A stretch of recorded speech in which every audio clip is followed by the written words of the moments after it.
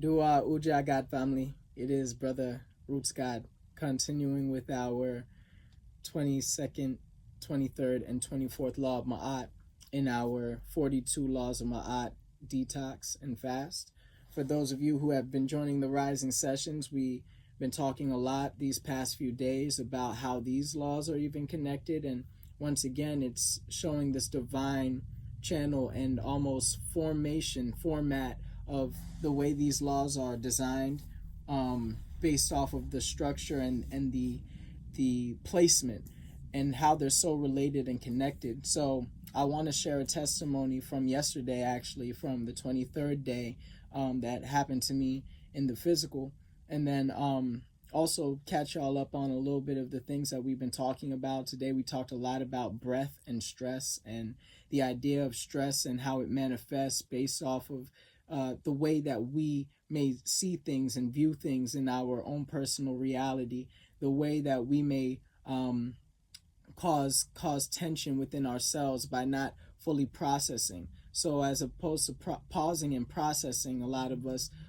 tend to just find our habit, or our what we consistently do. It becomes routine to be in our fight and flight state, taking us out of the parasympathetic nervous system, which is all about calm relaxation, breathing, and that breath that in through the nose, really making sure that that nitric oxide is being able to activate within our bodies to allow us to relax, to regulate our nervous system.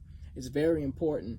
And you know, the beautiful part about it and how this is connected to Ma'at is because all of these laws, it's really very specific in terms of mental and emotional health as well. So it's not just about, you know, these are laws and regulations that people had to abide by. This is like a way of being, a state of mind, a state of becoming in really one with the divine. As we talk about yoga, it means to yoke, to bring together the high and lower self. Smaitawi is how we say it in Medu Netter.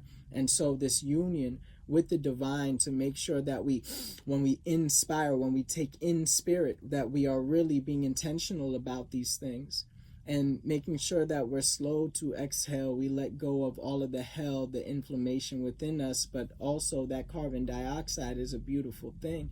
You know, it transmutes in beautiful ways, especially as it pertains to our plants, right? Our plants and the trees around us that are breathing in. And it's this beautiful symbiotic relationship that I'm sure many of us learned in our science classes, but to really feel that essence in a way that it's embodied, it lets you know that we are connected to nature. We are supposed to be intentional about our relationships, right? And being intentional about our relationship with self in terms of how we handle certain things. So stress can make you depress, can make you oppress your own inner God, and really it's making sure that we maintain a divine connection. And of course, we're going to struggle, we're going to go through different things. We are human beings, and we are being human, and we're learning and we're growing through the process. And enlightenment is a journey. I don't think it's a destination. I don't think this idea of being like, you know, conscious or super spiritual, like we're constantly grappling through these ideas. And maybe there are times where pride and ego may tell us like we have it all figured out. But truth is constantly showing up through different people and through different experiences that we may go through. So it's really important that we are able to truly embody that overstanding within ourselves, that look, I'm not I'm not fully, you know, the source of truth. Like there's power in so many different religions, so many different cultures, so many different individuals, and especially nature. You know, even when it comes to you know, I had this little discussion the other day talking about how powerful nature is. And it's like, you know, if someone asks me, oh, if I know all about herbs and plants, I'm like, yo, nature is constantly teaching me something beyond Google and beyond the things that we could look up. Just going and communing with the plants, like they can truly tell you what they are and what you're supposed to do with them or not do with them, right? And it's the same thing with you know, I think about even hugging a tree, right? The amazing emotional energy that is regulated and relieved. And I actually made a video about this, but I never dropped it. I think I'm gonna drop it because I just got inspired. I'll drop it probably later today if I make the time, right? But I'm also in this mode, in this spirit of taking my time, feeling like I don't have to rush and do everything, that I can slow down, that I can breathe, because that's been such a regulator for me as well. There's a lot of people, a lot of ideas. Society will put this pressure on us, like we got to do everything right now, and that's not necessarily always the case. And it's about taking your time, but being in the moment, like being present. Say, yo, what is going to give me life right now? What is going to make me vibe at my highest right now? And as opposed to feeling like, I have to do it, it's like I want to do it. And I not only do I want to do it, I want to do it right now. Like, what do you want now? What do you need now? So I give thanks for you being in the now with me, from wherever you are, and hopefully this message radiates for you. We don't want to stress ourselves out, especially when we're fasting. So if you happen to not necessarily go through with your challenges, and you could check the first video in terms of the challenges that we have, making sure that we're encouraging and empowering ourselves is one of the challenges, right? To speak life, not only into ourselves, but into the environment, into people, and into every action that we take, whether it's even making sure we're listening to life-giving music.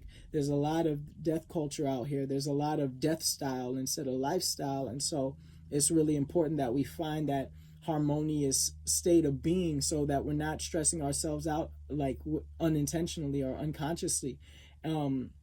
So I definitely want you to understand, if you're watching this video, that whatever whatever rules, regulations, whatever methods that people are trying to push upon you, even in terms of dieting, and even if you feel like I've done that before, it's the first challenge is to do a raw detox, a raw intermittent fast, or a juice challenge. Look, if you're not ready for it, you're not ready for it. And if it's not resonating with you, it's not resonating with you. And that is okay. It is okay to be on your journey. It's not okay to have the information and then ignore it, though. And we're going to talk about that in our 23rd law, where once you know better, you do better, right? So you're here for a reason. And it's not because I happen to just spawn out of nowhere with all of this information. It's been trial and error. It's been a lot of tribulations that I've went through. I recently got my trauma-informed certification. It was actually 2 nights ago, and that's going to lead into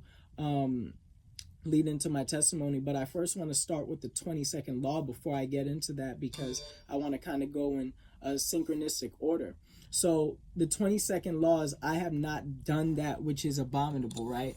And, I think of that word abomination even, and how we've, I guess, heard it and related to it, but basically things that are like, kind of disgust us, or certain times that we may even hear things or be in environments that feel distasteful. So when I think of not doing that which is abominable, there's almost a refrain from using certain actions, or doing certain actions, using certain words, and dishonoring your purity. We don't want to defile ourselves by coming into an energy, or even, I love how one of the brothers put it that day, where it's like, when is my mind, like, when am I internally like having abominable thoughts, and where is that, and what is the root of that? Like, where is that coming from? And how are we able to regulate ourselves internally? So going back to that breath, when we inspire, we take in spirit, right? Spire is really, the meaning of spire is spirit. So it's really to embrace a certain level and live a life of integrities, right? To avoid any acts that may compromise our morals, and to not sacrifice our spiritual purity for these worldly concepts, because a lot of them, once again, are very polluting. They're very damaging. So being in kindness, being in harmony with one another, it's a very powerful it's just a very powerful thought in general when we're looking to connect, and we're not looking to um, look for discord or look for the distasteful nature of an argument. Like if we're going to debate, for example, like how can we be agreeable while we may not necessarily see things eye to eye? So yeah, like abomination to me refers to like actions that are disrupting the natural order. Anything that is out of ma'at, anything that is bringing shame to people or shame to their community. And it's so aligned because in my trauma informed certification, the idea of guilt and shame came up. And shame is almost like this feeling that you may harbor, like where you're just completely like disgusted with yourself. As for guilt, where it's like more so putting the emphasis on the action. And so it's a powerful thing when we choose to say, yo, I'm going to love myself enough to not beat up on myself, even if I know I've done something wrong. And I'm going to, not shame my essence, because inside of this was a lesson. So there's something that I received that allowed me to even expand my consciousness and grow in many different ways. So yeah, it's really about acting with integrity and not violating moral code, and thinking about how our actions may impact others, and constantly thinking about inner peace and outer peace, because really that it's going to resonate, it's going to radiate from you. So being able to embody that level of peace in terms of how you're even thinking, right? I love how the brother brought up yesterday, and that's why I definitely recommend y'all tap into these calls. You could hit the link in one of the links in the description, and pop in. But the idea of abominable thoughts, which the thought is going to lead to the action. So if we can like get our minds right, if we're able to just renew. I love the Bible verse. I think it's in Corinthians. Correct me if I'm wrong. Bible peoples, don't conform to the patterns of this world. Be transformed by the renewing of your mind. Is always something that resonates with me, and Ma'at is definitely good for that. We're gonna go to the 23rd law, and so we had our session yesterday, and then it led to this experience. So I'm gonna tell a little story. I'll try to keep it brief. But the 23rd law is, I have not uttered fiery words. I have not been a man or woman of anger. I have not uttered fiery words. I have not been a man or woman of anger. Of, to me, is like very crucial in this sentence, right? So like when we're thinking of like speaking fiery words, to me it's like almost like we're intending to like scorch people. Almost I envision like this dragon just trying to burn things. One of the brothers, my good God brother, brought up yesterday this idea where fire can be purifying, and then yes, it could also be very destructive. So it's like, how do we control and tame that? And so many beautiful ancestors came up yesterday. Brother Malcolm X came up.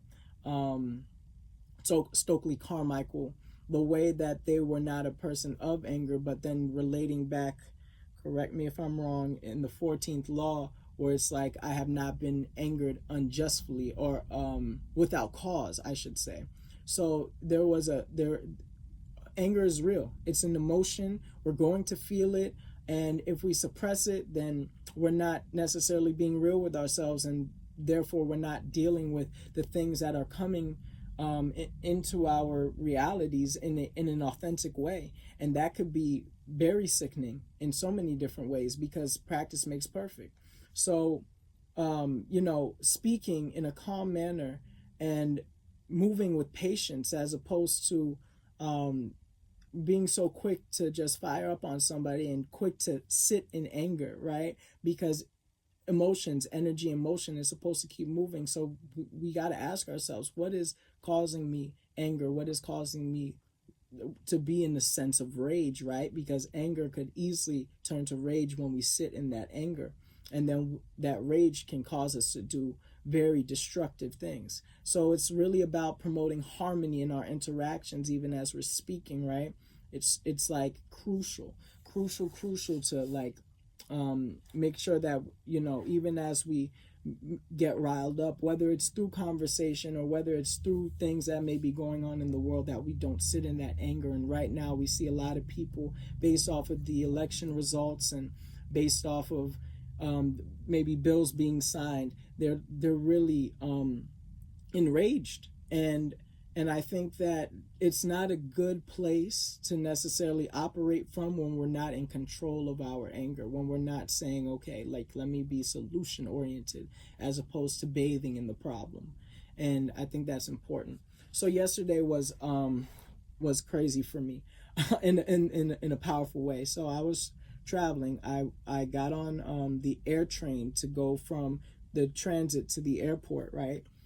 As I get on the air train, which is a very tight cart, very tight, intimate, two brothers, one brother and one Caucasian brother entered the train cart, and they were arguing. You know, like the Caucasian brother went in first, and it's like the brother followed him into the cart, and you know, basically trading insults. And then the brother was like, you know, I'm gonna whoop you, I'm gonna light you on fire. He took out his torch, and then he got a bike chain and wrapped it around, talking about how he's gonna whip the guy like a slave.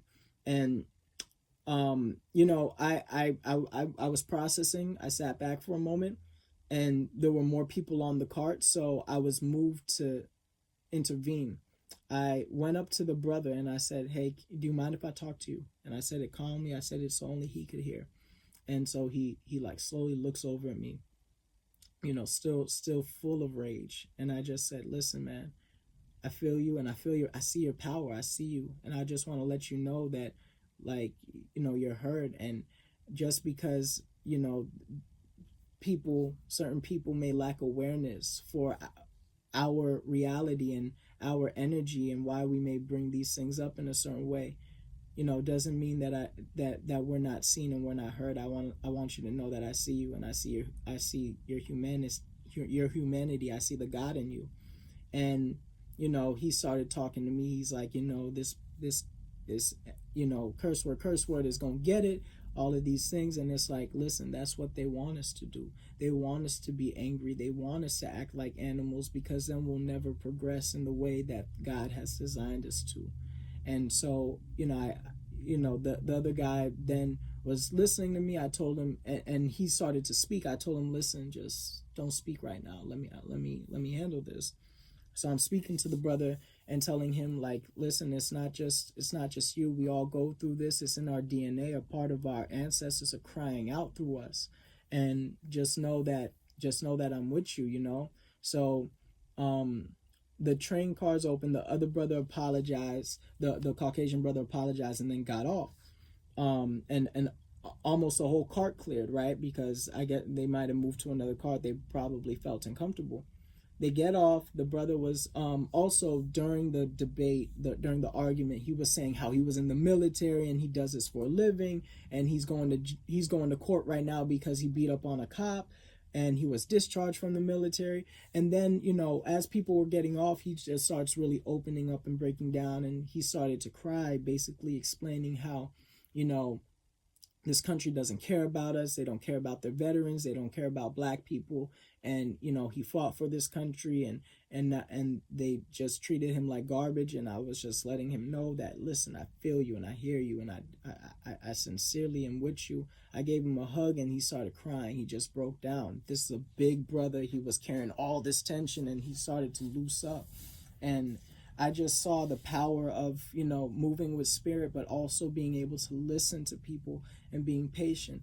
You know, I know moments where I was him, where I got angry at people and I was ready to fight. And, you know, just to be able to connect with him was one of the most deep and profound moments of my life. Granted, the night before, I just graduated from my trauma informed certification, and this is really not about me, right? It's just like the patterns of life will show up in different ways to show you where you're supposed to be and how you're supposed to serve.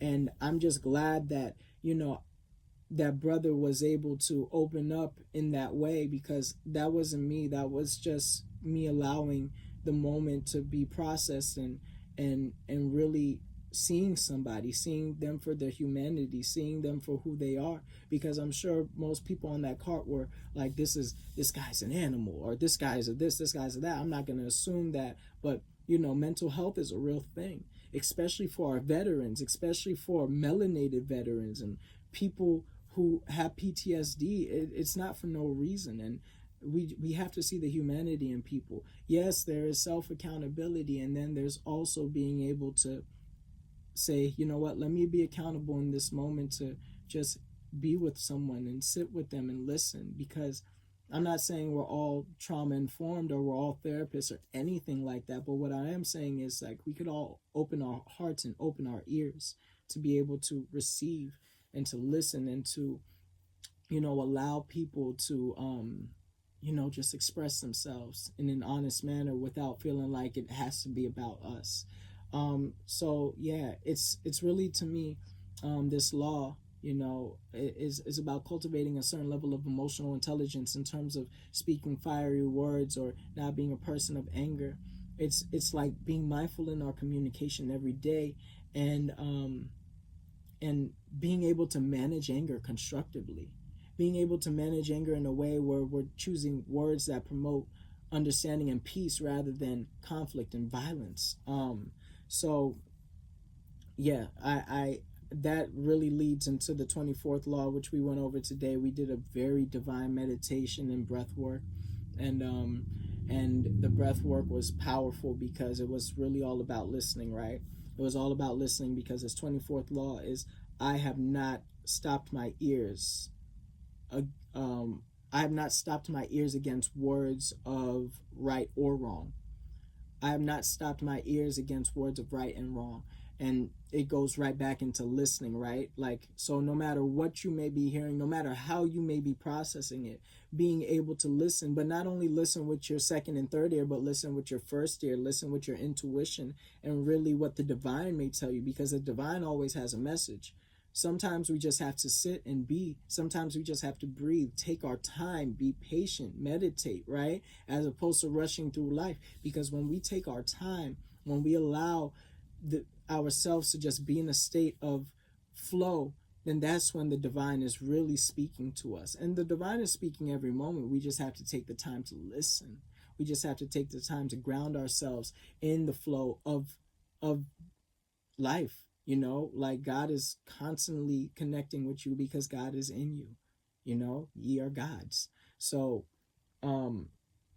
yeah, we don't want to turn a deaf ear into, we don't want to turn our ears to away from any truth, right?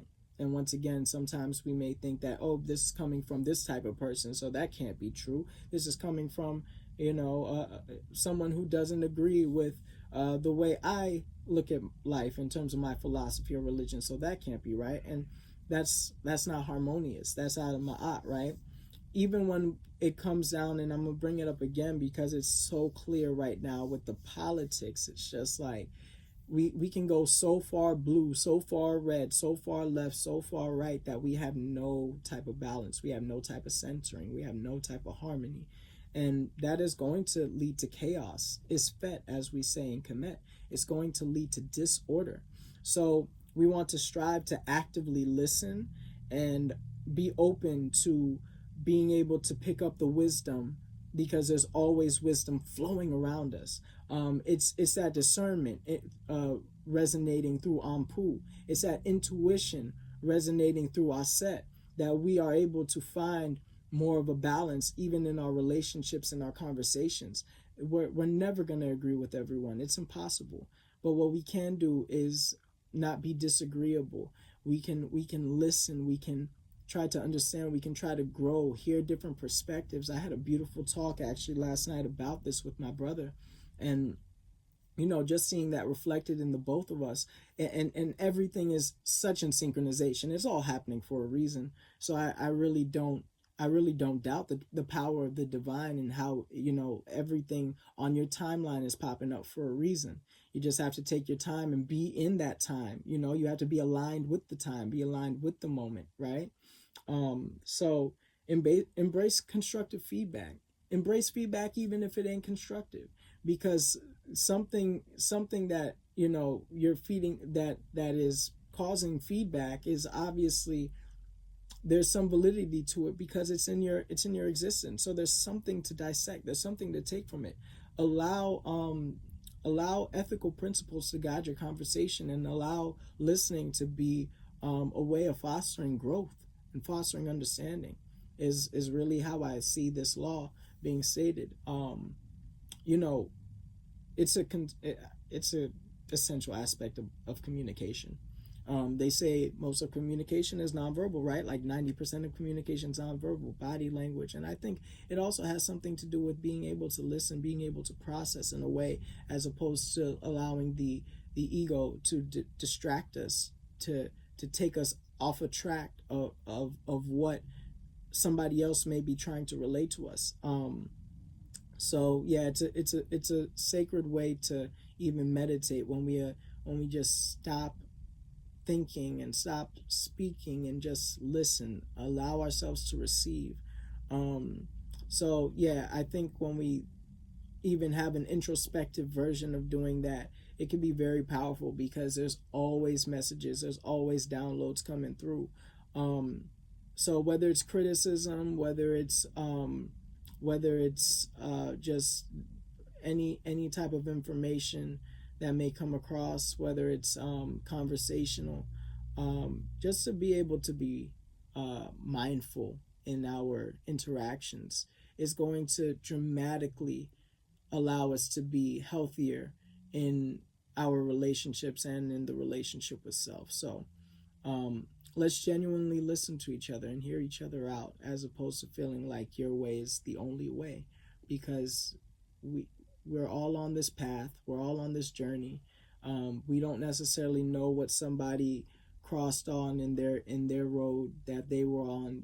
They probably face potholes and roadblocks that you haven't. So their perspective is going to be different, and sometimes that is very plain, in terms of how we see different cultures uh, relating, different people of different hues in this country. Even, some people just may lack awareness of the struggles of others, because they just don't have the experience, and even if they hear it, they haven't felt it, because they haven't given themselves the space and the opportunity to truly listen and to truly embody and say, you know what, I don't just I didn't just hear you, but I feel you.